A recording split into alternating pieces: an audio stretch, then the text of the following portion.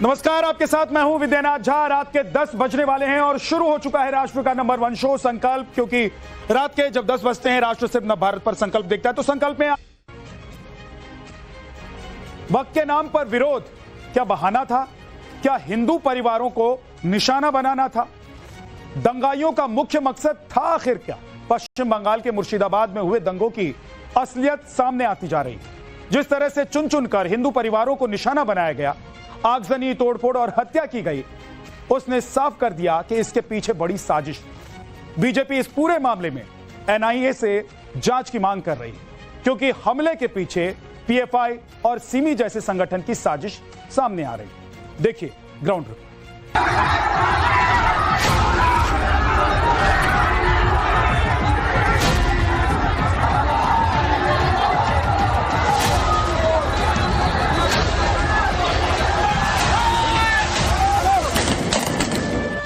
क्या सोची समझी साजिश थी मुर्शिदाबाद दंगों की हिंसा?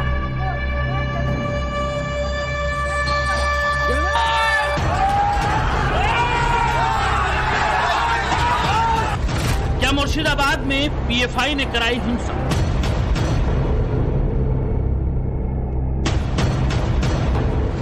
क्या वक्फ के खिलाफ प्रदर्शन एक बहाना था?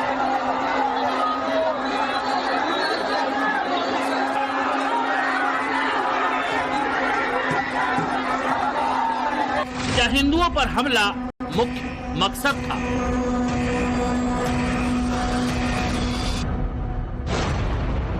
कुछ घर ऐसे हैं जिन पर ताले नहीं हैं, और वो इसलिए क्योंकि ताले लगाने की कोई जरूरत ही नहीं है, क्योंकि इस घर में कुछ बचा ही नहीं है कि अब इस घर पर ताला लगाया जाए।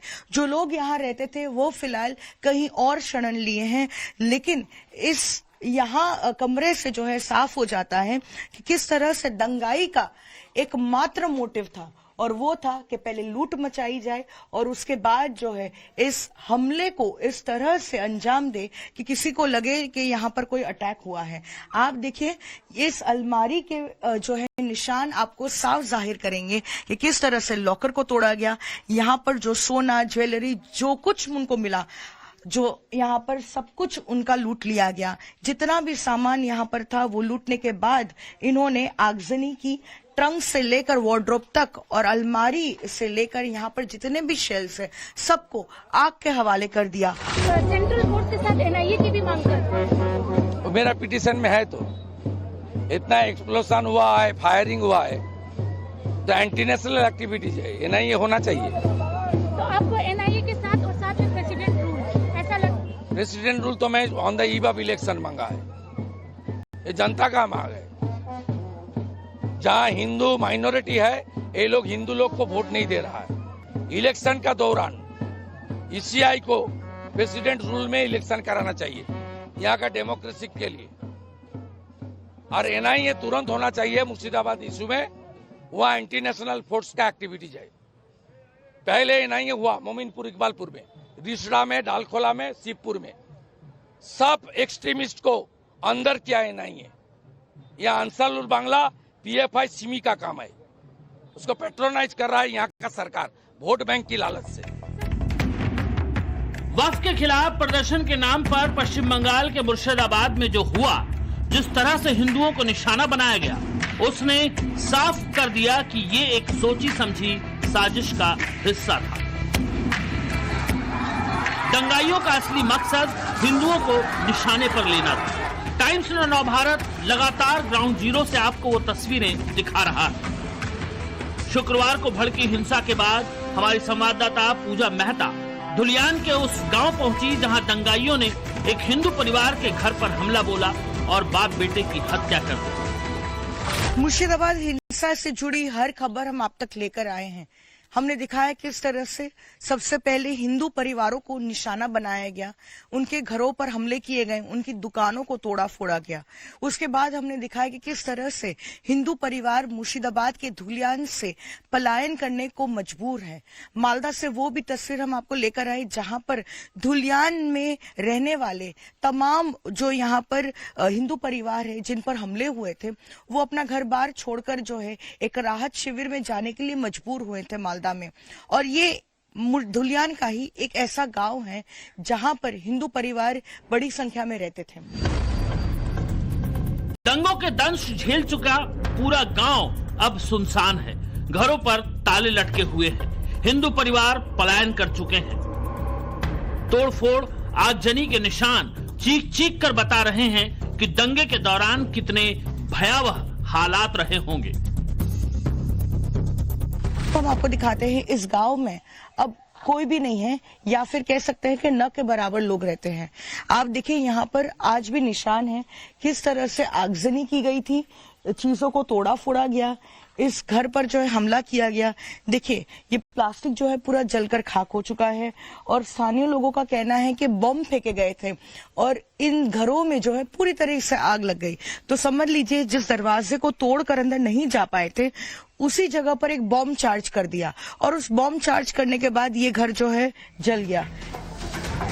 अभी तक की जांच में ये सामने आया है कि शुक्रवार के दिन जुमे की नमाज के बाद नेशनल हाईवे पर पुलिस पर हमला एक स्ट्रेटजी के तहत किया गया था। सूती का इलाका और ये धुलियान का इलाके में घंटों तक पुलिस को यहाँ पर इंगेज करके रखा गया। जिस मॉब उन पर लगातार पथराव करता रहा, पुलिस यहाँ से अंदर दाखिल नहीं हो पाई। ये इलाका जो है वो एंट्री पॉइंट है। जिस गांव में हमले हुए हैं, जिस गांव में लगातार जो है आगजनी हुई और यही सोचे हुए पुलिस अंदर दाखिल हो ही नहीं पाई।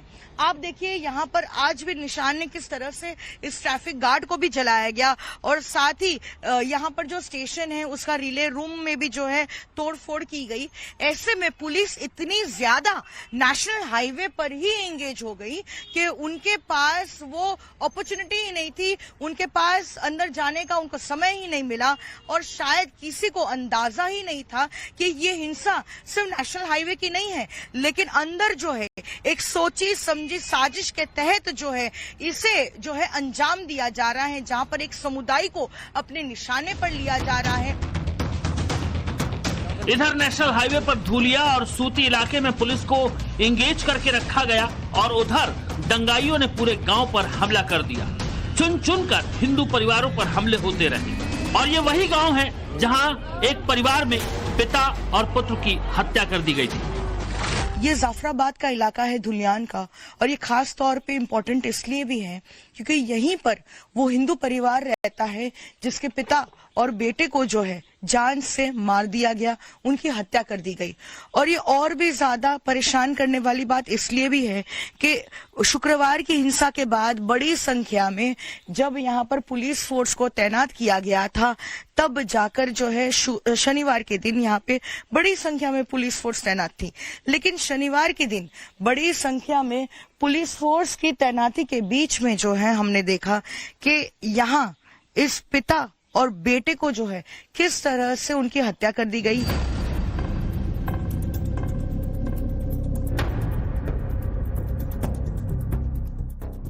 उसी परिवार के पिता और बेटे को जो है उनकी हत्या कर दी गई। और आपको बताते हैं कि इस घर की हम तस्वीरें दिखा रहे हैं कि क्या परिस्थिति है अभी।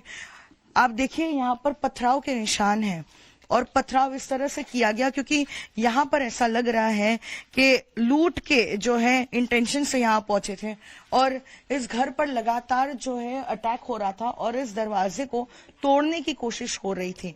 और वो जो पिता है वो इस दरवाजे के पीछे ही खड़े थे और वो कोशिश कर रहे थे कि वो अंदर दाखिल ना हो और जो है वो दरवाजा ना तोड़ सके। लेकिन क्योंकि वो बेहद कोशिश करते रहे कि वो लूट नहीं होने देंगे और ऐसे में उन्होंने ये दरवाजा तोड़ दिया, अंदर दाखिल हुए, पिता को बाहर लेकर गए और उसके बाद जब बेटा आया पिता को बचाने के लिए तब उसकी भी जो है हत्या कर दी गई। आप देखिए इस घर का क्या मंजर है, लूट मचाई गई और साथ ही जो है इस पिता और बेटे की हत्या भी कर दी गई। सब दुबार तीन बार चले गल पुलिस एलो तो এই ঘটনা ঘটতক না, পুলিশ তো এলো না। দুবারের বেলায় তখন চলে যায়, তিনবারের বেলায় কেটে গেল। তো আমরা কাকে লিয়ে থাকবো, কি করে বাঁচবো? পুলিশ এলো তো এই ঘটনা হতক না। তোমরা যেগুলা করতে এসেছো তো আমাদের কি কেউ হয়েছে পাশে দাঁড়াইলো? পুলিশও তো এলো না। दुख भरा ये समय है। वो बता रही हैं किस तरह से ये सारा सब कुछ जो है उनके सामने हुआ, उनके सामने ही जो है उनके पति को, उनके बेटे को जो है घर से टान कर लेकर चले गए और उसके बाद ही इस घर के बाहर उनकी हत्या कर दी गई। और फिलहाल इस पूरे गांव में ये परिवार बसा है, क्योंकि बेहद जो है संवेदनशील समय हो उनके लिए, क्योंकि अभी जो है वो लास्ट राइट्स कर रहे हैं। कल ही बॉडी जो है दी गई थी पिता और बेटे की, और आज जो है वो सारा उन्होंने काम किया है। लेकिन इस बीच अब सवाल ये उठ रहा है, और जो उनकी तरफ से भी कहा जा रहा है कि अगर पुलिस होती तो फिर शायद जो है ये चीज नहीं होती और इस तरह से ना ही हमला होता और ना ही इन दोनों की जान जाती, और आज ये पूरा गांव जो है वो इस कदर जो है खाली ना होता और हिंदू परिवारों को अपनी जान बचाने के लिए कहीं दूर ना जाना पड़ता। घर में घुसपैठ किया हरगोविंद दास चंदन दास को। पूरा बंगाल 16 को हिंदू शहीद दिवस मनाएगा। बंगाल में घर में घुस के पिता और लड़का को जिस तरीके से काटा ये लोग चाकू से, उसका खिलाफ बंगाल का हिंदू बांटने वाला नहीं है। हिंदू शहीद दिवस पूरा प्रदेश में मनाया जाएगा 16 को। मुर्शिदाबाद की हिंसा एक सोची समझी साजिश थी, ये बात साफ होती जा रही है। सूत्रों के हवाले से यह खबर है कि मुर्शिदाबाद पर पश्चिम बंगाल पुलिस की रिपोर्ट में हिंसा फैलाने में एसडीपीआई की अहम भूमिका का दावा किया गया है। दरअसल एसडीपीआई पीएफआई का ही पॉलिटिकल संगठन है। केंद्र सरकार ने पीएफआई और उससे जुड़े 8 संगठनों को साल 2022 में बैन कर दिया था, मगर एसडीपीआई यानी social democratic party of India active है। एसडीपीआई ने उस दौरान दावा किया था कि वो एक स्वतंत्र संस्था है और पीएफआई से उसका कोई लेना देना नहीं है, लेकिन ऐसा है नहीं। मुर्शिदाबाद हिंसा में अब जांच तेज हो रही है और जांच के दायरे में पीएफआई की भूमिका को लाया जा रहा है, क्योंकि मुर्शिदाबाद में एक समय पीएफआई की प्रेजेंस काफी स्ट्रांग हुआ करती थी, लेकिन मुर्शिदाबाद के दंगों में एक बार फिर उसकी प्रेजेंस सामने आने से लोग दहशत में हैं। दंगे के बाद इन इलाकों से जबरदस्त पलायन हुआ और पलायन अब भी लगातार जारी है। तो है लगभग हिंदू परिवार यहाँ से दूर जा चुके हैं, घर पर ताले लगे हैं, और जो बचे कुछ लोग हैं वो देखिए अपना पूरा का पूरा सामान लेकर जो है वो सुरक्षित स्थानों पर जा रहे हैं। दादा, क्या जान बचाने के लिए अब यहाँ से निकलना पड़ रहा है? क्या परिस्थिति है? चले सब घर से খুব খারাপ পরিস্থিতি। খারাপ, প্রচুর পরিস্থিতি খারাপ। কি করে জান বাঁচাতে হতো, সব মানে সব বইল যখন এখন প্রাণ বাঁচানোর জন্য আপনারা অন্য জায়গায় চলে যাচ্ছেন। देखिए, वो बांग्ला में कह रहे हैं कि प्राथमिकता यही है कि किस तरह से अपनी जान बचाई जाए, और जान बचाने के लिए जो है वो किसी दूर सुरक्षित जगह पर जा रहे हैं। तो ये हाल है मुर्शिदाबाद का, जाफराबाद गांव का, जहां पर जो चुनिंदा लोग भी बचे हैं अब वो धीरे धीरे गांव छोड़कर सुरक्षित स्थानों पर जा रहे हैं। Yes, this exodus is happening, and the first time after the independence and the partition of the country, the exodus in the state of West Bengal is happening on the basis of religion.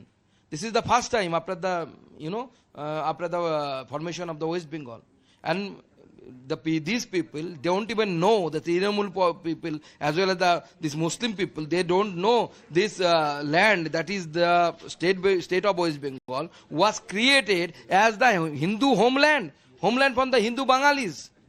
The Muslims, those have voted for the separate country, their ancestors. वक्फ को लेकर पश्चिम बंगाल में हालात बेकाबू हो रहे हैं या किए जा रहे हैं, समझना मुश्किल नहीं। वक्फ कानून के खिलाफ साउथ 24 परगना में प्रदर्शनकारी सड़कों पर उतरे थे। बड़ी संख्या में पुलिस की तैनाती के बीच सुरक्षा को लेकर अलर्ट किया गया है, लेकिन यहाँ भी हालात बेकाबू नजर आए। साउथ 24 परगना के भंगोर में प्रदर्शनकारियों ने दंगा भड़काने की कोशिश में पुलिस की गाड़ियों को आग के हवाले कर दिया। तस्वीरें देखिए। पश्चिम बंगाल के सियालदा में भी वक्फ संशोधन के खिलाफ इंडियन सेकुलर फ्रंट यानी आईएसएफ का प्रदर्शन हुआ। सड़कों पर उतरकर कार्यकर्ताओं ने वक्फ कानून का विरोध किया।